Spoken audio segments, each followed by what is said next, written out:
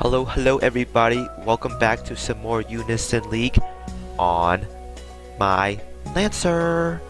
And today we have some great new events, new updates, and a lot more spawn summons that I want to show you guys. So, first of all, for this event we have the Bride's Resolve. And this event is the event of this week and probably next week as well. And this event is basically used for farming for UR equipment that most people have a difficult time getting. I know for one that on my main account I'm missing one UR armor piece and one UR hat piece, and so this is a great chance for me to get these items, and it's a great chance for anyone to get these items as well. Basically, how you get these items is that you farm for angels that drop from the Bash, the bridegroom, and these angels have a small chance of dropping one of two pieces. And how you get them to UR is you need 6 pieces of the SSR version, and after you have that you just upgrade it and you have the UR version. And so this event also gives a monster which is basically like a mini Sheena Toby, and it gives basically a damage spell as well as a critical buff increase to allies for 30 seconds, and it's a 10% increase. Not spectacular, but if you don't have a Sheena Toby and you want some wind monsters and you don't have any Alices, it's a great time to get the Tree God Alres.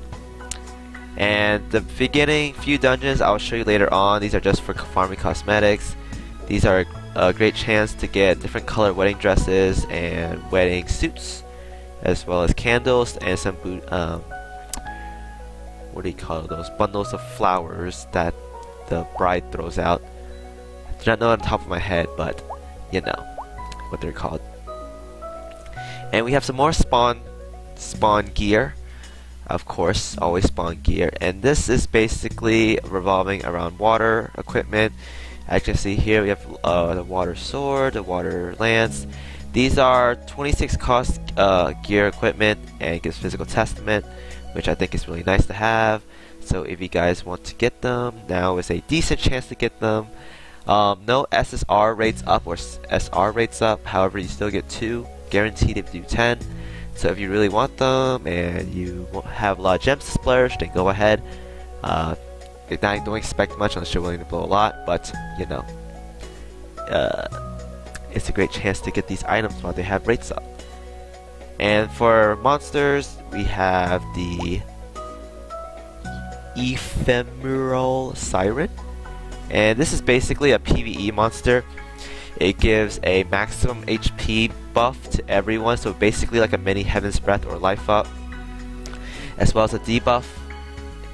And basically it can be used as a heal, because I'm pretty sure you guys use Heaven's Breath and Life Up as a source of healing yourself. So in a way it's kind of like healing, and you cleanse the buff. So it's a nice PvE monster to have for harder dungeons. So I recommend getting her if you can. She's a nice monster to have. And yep, that's about it. And we have ranked guild battles, and we're already doing ranked guild battles on my Lancer account already. However, this account I'm not doing it on, but on my main account we are currently at 18 points on day 2. Went decently well on the first day because we got placed against like top 10 guilds, but now we're playing against a lot easier guilds, and games end in about 20 to 30 seconds. So it's kind of ridiculous, but hopefully the games pick up, because I'm getting tired of having boring games that are super easy. Okay, aside from that, we are on to the main event, and that is the start of the wedding quest.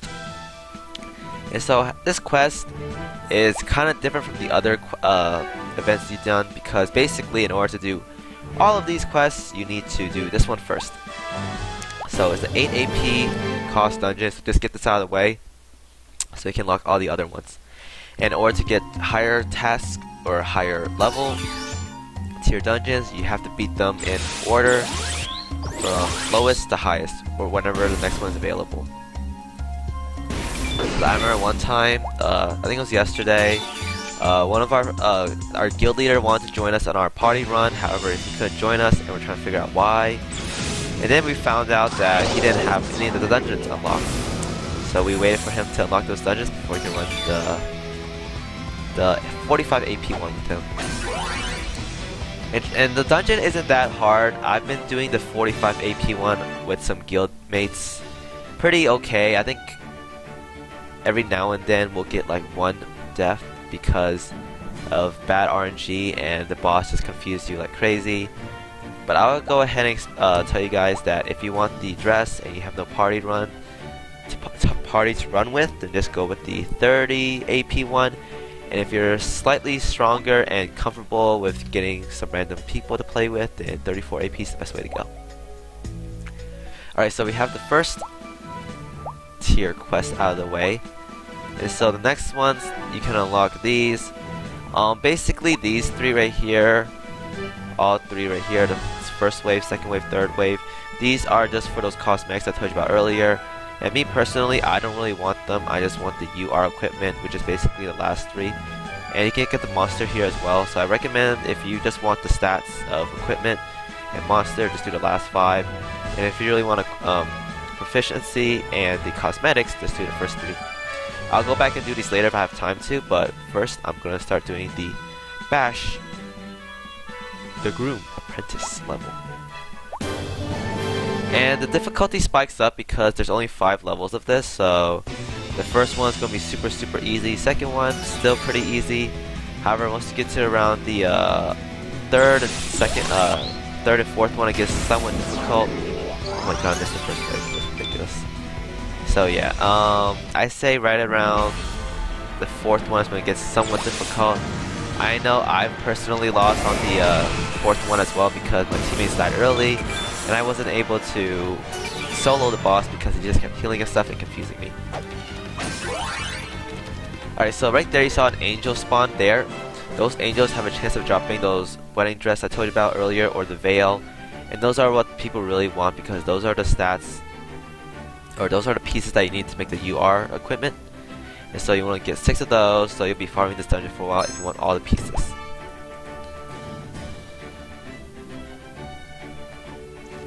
So next level we have is the, I don't know what it's called honestly, I just know it's the 2nd level. We have the Fledging level.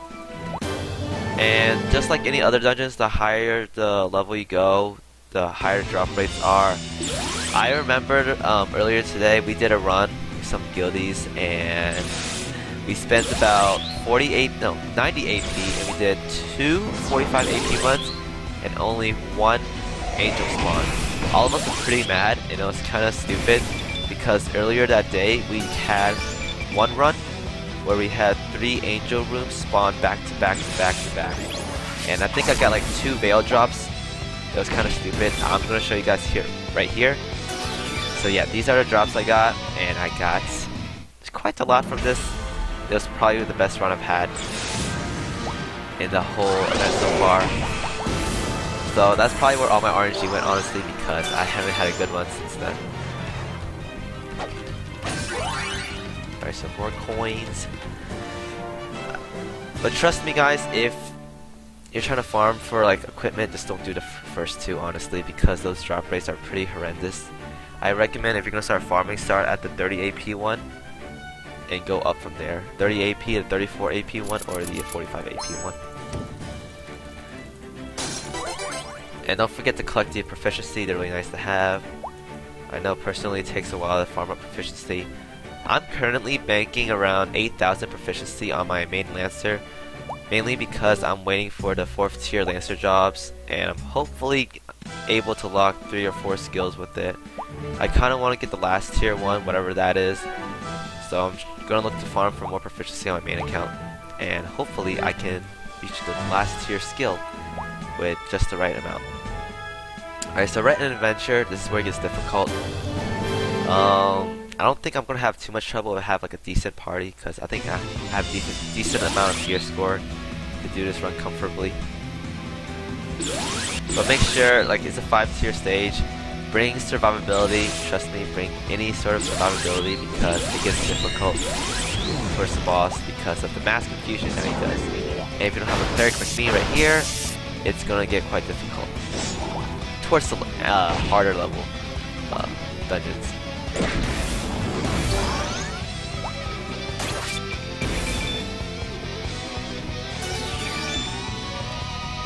So how angels spawn is you're gonna get some exclamation points, and it's basically indicating that rare monsters have spawned. And when you see 3 of them, not all 3 are gonna drop. I'm pretty sure only the middle one drops. So if you guys want, just only kill the middle one to see what it drops. But you're still not gonna have to kill all of them at the end. But I'm just gonna tell you guys that only the middle one drops. So don't fret if the top one or bottom one doesn't drop anything because only the middle one gives the good loot.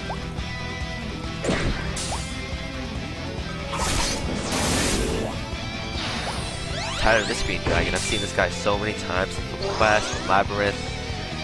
The health regen is pretty ridiculous. I'm gonna have to say this. Well, I'm pretty sure Labyrinth one is ridiculous. That heal regen is ridiculously high.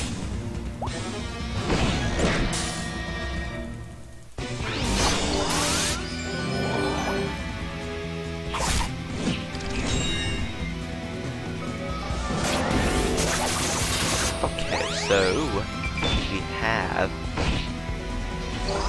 some easy runs so far. I should save Cosmic here because I want to reverse the boss when it gets to the level for him. So no angels this run. Kind of disappointed, but the angel does spawn in the boss room as well. So you can just hope that some good drops. I guess I'll match this guy. This is about a max buff gear with the attack buff I gave already. If his Julian is level 5. But right here is fine because it's only a 5-wave dungeon. But once you get to like 45 AP, it's a 7-wave dungeon. And right there is when you need haste. So I recommend bringing haste for the 45 AP. Also, 1 Lilith is fine and some Valkyries as well because he tends to buff himself around half HP. And it's like a magic buff and a defense buff, so you kind of want to dispel that off him. Otherwise it'll get difficult killing him because he does have a HP regen over time as well that he uses, and a shield.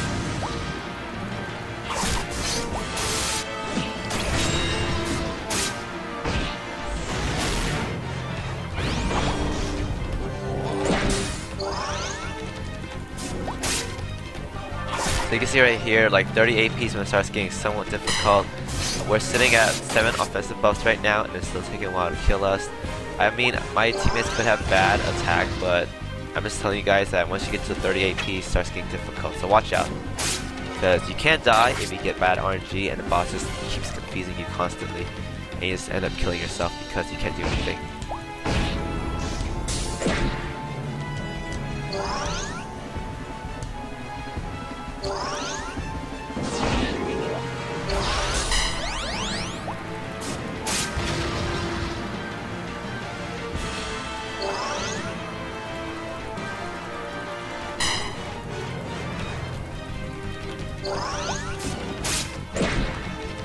I think the top 2 are AFK right now, but it's whatever. We're almost done with this run, so I don't really care.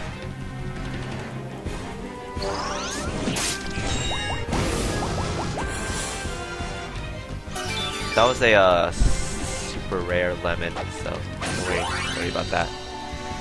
Alright, so we've got coins here. I think I have enough AP to show you guys the first 2 runs for the cosmetics, so I'll go ahead and do that. But it's not that difficult at all. Actually, I think this is a great place to cut off, guys. I honestly don't want to show you guys the runs because it's pretty easy. No one should have a difficult time farming the cosmetics. But I recommend if you guys just want the equipment and you want the monsters, just do the last 5 runs of the Bash for Bridegroom, I think that's what it's called, yeah. So that's the end of this video, guys. I hope you enjoy.